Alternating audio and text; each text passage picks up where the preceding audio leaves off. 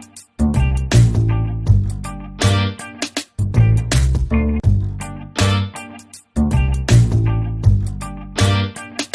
Morning all my dear student.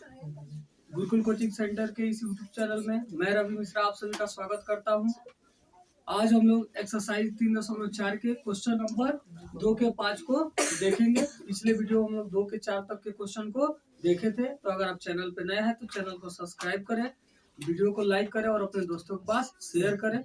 चलिए हम देखते हैं क्वेश्चन को। क्वेश्चन है 2 का 5, किराए पर पुस्तक देने वाले किसी पुस्तकालय का प्रथम 3 दिनों का नियत किराया है। मतलब क्या है, पुस्तकालय है और वहां से क्या किया रहा, पुस्तक को किराए पर यानी भाड़े पे दिए जा रहा है। ठीक है, और उसमें क्या किया गया है, 3 दिन का पहले किराया को फिक्स कर दिया गया है कि आप बुक कितना ही दिन के लिए ले जाइए, लेकिन आपको पहले 3 दिन का किराया जमा करके तो अब क्या करना है, पुस्तक को आपको ले जाना है कि 3 दिन का नियत किराया कि 3 दिन के लिए आपको पुस्तक उससे ज्यादा के लिए ले जाइए तो पहले 3 दिन का आपको क्या करना है, किराया देना है। ठीक है, आप कितना दिन के लिए पुस्तक ले जाइए, लेकिन 3 दिन का उसका किराया फिक्स है और उसके बाद आप जितना दिन रखिएगा उसका किराया अलग से जोड़ के लिया जा रहा है। जैसे हम लोग क्वेश्चन पढ़ रहे थे पिछले शायद चैप्टर में था, जिसमें क्या करना था, वो टैक्सी का नियत किराया था और उसके बाद जितना किलोमीटर जा रहा था उतना किलोमीटर क्या कर रहा था, अलग से पैसा ले रहा था ना। लेकिन वो उसका जो किराया था वो सिर्फ टेम्पो स्टार्ट करने का था। हम आप लोग को बताए थे कि वो सिर्फ फिक्स नहीं किया था कि इतना किलोमीटर किराया, वो नियत किराया फिक्स रखा था कि मतलब समझिए उसका स्टार्ट करने का किराया उतना था कि गाड़ी पर बैठ के गाड़ी चालू कर लेगा तो उतना रुपया इसका दे देना था। उसके बाद आप जितना किलोमीटर जा रहे थे उतना किलोमीटर का अलग से आपको पैसा देना था। लेकिन यहाँ पे वैसा नहीं है। यहाँ पे जो किराया नियत किया गया है यह निश्चित दिन का किया गया, माने 3 दिन का किराया फिक्स किया गया है। वह था तो कोई दूरी का नहीं था, उसका समझिए ऑटो स्टार्ट करने का भाड़ा था। लेकिन यहाँ पे नहीं है, यहाँ पे जो नियत किराया है वो पहले ही बोल दिया है कि किराए पर पुस्तक देने वाले किसी पुस्तकालय का प्रथम 3 दिनों का, कितना दिन का, प्रथम 3 दिन का किराया एक नियत किराया है। 3 दिन का किराया जो है नियत है, फिक्स है। उसके बाद अब जितना दिन रखिएगा उसका अलग से आपको किराया देना होगा। आगे क्या होता है, तथा उसके बाद प्रत्येक अतिरिक्त दिन का किराया अलग अलग किराया है। वही बोले कि 3 दिन का नियत है, उसके बाद जितना दिन रखिएगा 3 दिन के बाद, 3 दिन के बाद उतना दिन का किराया आपको अलग से जोड़ करके देना है। आगे बढ़ते क्या बोला है, तो सरिता नाम की कोई लड़की है, ठीक है, वो 7 दिनों तक एक पुस्तक रखने के लिए 27 रुपया अदा किए। वो क्या कि पुस्तक ले गई और पुस्तक कितने दिन तक रखी, 7 दिनों तक। और 7 दिनों के बाद जब पुस्तक को रिटर्न की तो पुस्तकालय में कितना रुपया जमा की, 27 रुपया किराए के रूप में वह जमा की। वही एक दूसरी लड़की है सुशी ने एक पुस्तक 5 दिनों तक रखने के 21 रुपया अदा किए। और वही मान लीजिए उसकी सहेली है, कोई दूसरी लड़की है जो क्या की 5 दिनों तक पुस्तक रखी सुशी और क्या की, वो 21 रुपया अदा की। ठीक है, मैंने 21 रुपया वहां जमा की। तो बोला जा रहा है तो नियत किराया, वही नियत किराया कितने दिनों का नियत किराया है, 3 दिन का। तो नियत किराया पुस्तक का कितना है और प्रत्येक अतिरिक्त दिन का किराया ज्ञात कीजिए। यानी जो 3 दिन वो नियत किराया वह और प्रत्येक दिन जो एक्स्ट्रा जोड़ के दिया जा रहा है किराया वो दोनों आपको क्या करना है, ज्ञात करना है। तो हम लोग बनाते हैं तो सबसे पहले जो ज्ञात करना होता है उसी को हम लोग क्या करते हैं, मानते हैं ना जी। तो अब चलिए हल करते हैं हम यहाँ से। तो क्या लिखेंगे, माना की नियत किराया, माना की नियत किराया। ठीक है, 3 दिन का है तो हम लोग क्वेश्चन में आगे जब सोल्व करेंगे तो 3 दिन का यहाँ पे क्या लिखा है कि नियत किराया, तो हम लिख लिया माना की नियत किराया बराबर कितना, x रुपया एवं प्रत्येक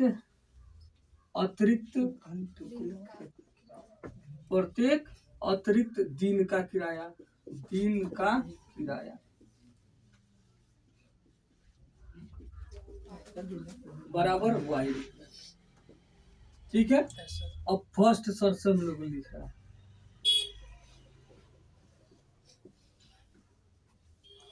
एक सरिता ले गई, एक सुशी ले गई। तो पहले सरिता वाले कथन को हम लोग देखते हैं। सरिता कितने दिन के लिए पुस्तक ले गई है? 7 दिन का। 7 दिन के लिए। तो सबसे पहले तो नियत किराया है बाबू, वो तो आपको लिख लेना होगा कि वो तो देना आपका फिक्स है, यानी X रुपया आपको क्या करना है, X पहले दे देना है। ठीक है, X रुपया पहले आपको नियत किराया देना है। उसके बाद प्लस अब 7 दिन में बाबू जब नियत किराया कितने दिन का शुरू में बोला गया, कितने दिन का नियत किराया है? 3 दिन का। प्रथम 3 दिन का, यानी जो नियत किराया वो कितने दिन का है? 3 दिन का। तो टोटल पुस्तक रखी थी 7 दिन, और 7 दिन में से वो नियत किराया कितने दिन का दी है? 3 दिन का। तो टोटल दिन में से 3 दिन घटा दिए, क्योंकि 3 दिन का किराया वो क्या किया है? पहले दे दी है X रुपया। तो जब 2 बार एक चीज का किराया देगी, एक बार दे दी है तो दोबारा देगी नहीं। तो आई जब जमा करना तो बोली देखिए सर, हम पहले 3 दिन का किराया दे दिए थे, हम टोटल किताब रखे है 7 दिन, तो 7 दिन में से हम 3 दिन का दे दिए, तो 3 दिन का पहले मेरा भाड़ा घटा दीजिए। तो 3 दिन का घटा दिया गया। अब जितना दिन बचा, प्रत्येक अतिरिक्त दिन माने वो 3 दिन को छोड़ करके, तो टोटल दिन में से 3 दिन घटा लिए। अब प्रत्येक उसके अलावा अतिरिक्त दिन का को रुपया देना है? वाई रुपया। कितना रुपया देना है? वाई रुपया। तो 7 में से वो 3 दिन किराया दे दिए, तो 3 दिन घटा दिए और इंटू वाई। अब ये दोनों रुपया मिलकर वो कितना रुपया दिया है? कितना दिन? 7 दिनों तक एक पुस्तक रखने के लिए 27 रुपया। कितना रुपया? 27 रुपया। तो बराबर कितना रुपया हो गया? 27। ठीक है, अब क्या हुआ भैया? X प्लस 7 में से 3 घटा दिए तो क्या हो गया? 4 और y बराबर हो गया 27। ये हो गया समीकरण। ठीक है, फिर सेकंड शर्त से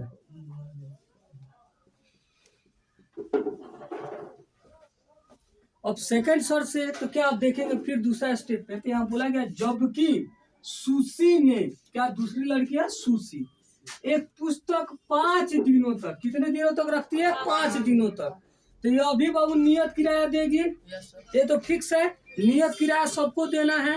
तो नियत किराया दे दी, यानी कितना दिन का किराया दे दी? 3 दिन का। 3 दिन का किराया, वो नियत किराया यानी कितना दिन का किराया? 3 दिन का। तो टोटल वो पुस्तक रखी कितना दिन थी? 5 दिन। अब 5 दिन में से 3 दिन का दे दी, तो ये भी बोली कि सर हम 3 दिन का दे चुके हैं 5 दिन में से। तो 5 दिन में तो सर बोले ठीक है बाबू, तो तुम 5 दिन में से क्या करो, तुम अपना 3 दिन घटा लो। तो 5 में से 3 दिन घटा लिए। अब जितना दिन बचा बोले कि उतना दिन का और तुम वाई रुपया का रेट से जोड़ करके हमको रुपया दे दो। तो 5 में से 3 दिन घटा लिए और 1 दिन का वाई रुपया देना है, तो इंटू कितना हो गया? वाई नहीं, और तब वो टोटल मिला के कितना रुपया हो गया उसका? 21 रुपया। तो X प्लस अब 5 में से 3 निकल गया तो क्या हो गया? 2 और y बराबर कितना हो गया? 21। हो गया समीकरण। ठीक है, मतलब यहाँ पे देखिए 3 दिन का किराया यह, उसके अलावा 7 दिन रखी, तो 3 दिन में से 7 दिन में से 3 दिन किराया दे दी, तो कितना दिन बचा था? 4 दिन, और 1 दिन का वाई रुपया देना था, तो क्या हुआ? 4 वाई, और ये दोनों मिलकर कितना रुपया देती? 27 रुपया। वही सुशी 5 दिन किताब रखी, तो 3 दिन का ये भी पहले किराया देगी। अब 5 में से 3 दिन का दे दिया, तो 3 दिन घटा दिए, तो क्या बच गया? 1 दिन का वाई रुपया, तो 2 दिन का 2 वाई ना, तो मिलकर कितना रुपया दे दिया? 21 रुपया। अब दोनों हमको समीकरण प्राप्त हो गया। अब इसको सॉल्व करने के लिए हम लोग देखते हैं कि क्या है, पहले चर राशि बराबर है कि नहीं है। तो देख रहे हैं यहाँ भी x है और यहाँ भी x है, यानी चर राशि बराबर है। अगर नहीं चर राशि रहता तो हम क्या करते? बराबर करते, क्योंकि हम लोग विलोपन विधि से बना रहे हैं, और विलोपन विधि से क्या बोला जाता है कि सबसे पहले देखा जाता है कि चर राशि बराबर है या नहीं है। अगर चर राशि बराबर नहीं है तो चर राशि को बराबर करते हैं। अगर बराबर है तो देखते हैं कि उसको पहले समान चिन्ह है कि विपरीत चिन्ह है। तो यह समान है, यहाँ भी x और यहाँ भी x है, तो चर राशि समान है।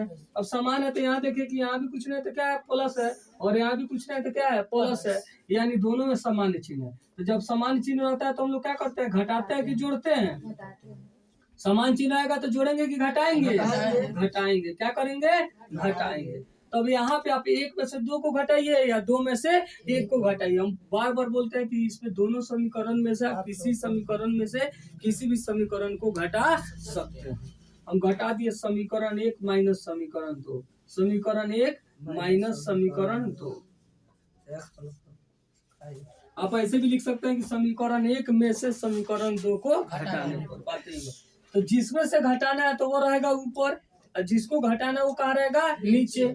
यानी समीकरण 1 रहेगा आपका ऊपर, x + 4y = 27 और x + 2y = 21, ये नीचे रहेगा। यह समीकरण 1 है, यह समीकरण 2। अब घटाएंगे तो चिन्ह बदलेगा, इसके पहले कोई चिन्ह नहीं है तो क्या है, प्लस है तो नीचे क्या हो गया माइनस, यहाँ भी प्लस है तो माइनस, यहाँ भी कुछ नहीं है इसके पहले तो क्या है बाबू प्लस है, प्लस है तो नीचे क्या हो जाएगा माइनस है। अब ये कट गया है, अभी 4 बड़ा है, 4 के लिए प्लस है तो प्लस, और 4 में से 2 चल गया तो क्या हो गया 2 और y 2 और 27 में से 21 चल गया तो क्या हो गया 6।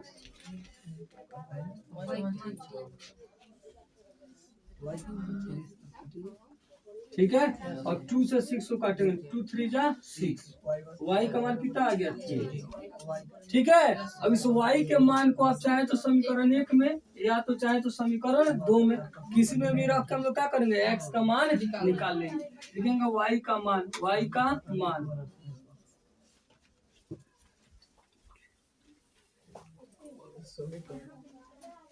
समीकरण 1 में रखने पर, समीकरण 1 में रखने पर समीकरण 1 लिख लेते हैं क्या बाबू, x + 4y = 27, यानी 27 हो गया ना जी। तो x + 4 × y का मान निकालें कितना बाबू 3, y का मान हो गया 3 बराबर 27 है ना। अब x + 1 कितना हो गया, 4 3 जा कितना हुआ 12, यानी 4 3 12, अब बराबर कितना है 27। तो x बराबर कितना हो गया बाबू 27, अब प्लस 12 इधर क्या हो गया -12, यानी x बराबर कितना हो गया 15, x बराबर 15 लिख लेंगे। इसलिए नियत किराया, नियत किराया x रुपया, x का मान कितना आ गया 15 रुपया, एवं प्रत्येक